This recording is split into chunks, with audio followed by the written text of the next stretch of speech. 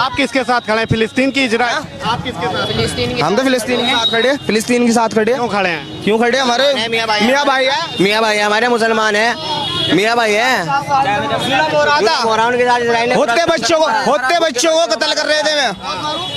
कराए नहीं क्या? मरने के लिए पैदा हो, जीने के लिए पैदा नहीं होता, दुनिया में रहने के लिए नहीं पैदा होता, अल्लाह के लिए शहीद होने के लिए पैदा हो। वहाँ बच्चा गुल्ली डंडा नहीं खेलता, क्रिकेट नहीं खेलता, वहाँ बच्चा शहीद खेलता है। भारत में ही कुछ लोग ऐसे हैं जो आतंकवादियों के इतने बर्बर हमले के बीच भी इस आतंकी हमले में धर्म का एंगल ढूंढ रहा है। क्योंकि इजराइल और फिलिस्तीन के टकराव के बैकग्राउंड में यहूदी और मुस्लिम का टकराव है, इसलिए भारत में कुछ लोग इजराइल पर हमला करने वाले आतंकियों का धर्म देखकर उनका साथ देने लग गए। भारत में इन लोगों ने इजराइल पर हुए आतंकी हमले पर तो कुछ नहीं कहा, लेकिन जब इजराइल ने पलटवार किया तो वो फिलिस्तीन के लोगों के समर्थन में सड़कों पर मार्च निकालने लगे। मतलब मरने वाले का भी धर्म देखोगे और मारने वाले का भी धर्म देखोगे। पाकिस्तान के बाद AIMIM चीफ असदुद्दीन ओवैसी ने भी फिलिस्तीन को अपना समर्थन दे दिया है। ओवैसी ने कब्जे वाले फिलिस्तीनी इलाकों में शांति व्यवस्था कायम रहने की प्रार्थना की है। AIMIM के अध्यक्ष और हैदराबाद के सांसद असदुद्दीन ओवैसी ने पूरे मामले में जो पहली प्रतिक्रिया दी उसमें क्या कहा आपको पता है? उन्होंने कहा कि फिलिस्तीन के कब्जे वाले इलाके में शांति स्थापित होने की दुआ करता हूं। कह रहे शांति स्थापित होनी चाहिए। अरे पहले जो टेररिस्ट है उसके लिए तो बोल के दिखाओ। यहां मुसलमानों पर क्या हो गया इसके लिए तो छाती पीट लेते हो। वहां जब किया जा रहा है तो उस पर बोला नहीं जा रहा कि आतंकी हैं ये लोग, बल्कि वो एक तरह से इसका मौन समर्थन ही तो कर रहे हैं। वायलेंस अप्रेसर कौन है? वहां पर अप्रेसर इजराइल है, अप्रेस कौन है? फलस्तीनी है। वायलेंस कोई भी करो हम उसको कंडेम करते हैं, चाहे कोई ऑर्गेनाइजेशन करो या फिर इजरायली गवर्नमेंट करो। और आप एक बात समझिए, 90 साल से फलस्तीनियों को दबाया जा रहा है। एक बड़ा सा सिंपल सा लाइन बना लिया गया कि हम हर हमले की निंदा करते हैं। अरे निंदा करते हैं तो पहले खुल के बोलिए कि हमास टेररिस्ट है, बोलिए कि ये टेररिस्ट हमला है। आप ऐसे वक्त में जब आतंकी हमला हो रहा है आप गिनाने बैठे हैं कि इजराइल और फिलिस्तीन के बीच का विवाद क्या है, ऑपरेसर कौन है, दबाने वाला कौन है, ये गिनाने का वक्त है। आतंकी हमला चल रहा है उस वक्त।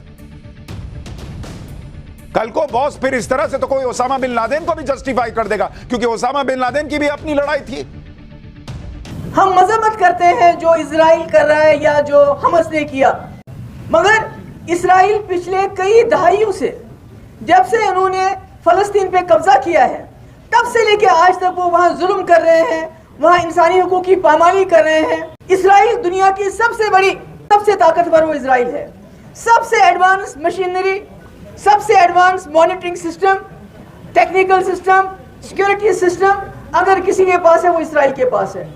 मगर उसके बावजूद फलस्तीन कौम की जुर्रत के सामने आज उनको तार तार होना पड़ा। फलस्तीन ने दिखा दिया वहां इजराइल को कि आप किसी भी कौम को, किसी भी जिंदा कौम को आप ताकत के बलबूते पे यरगमाल नहीं बना सकते।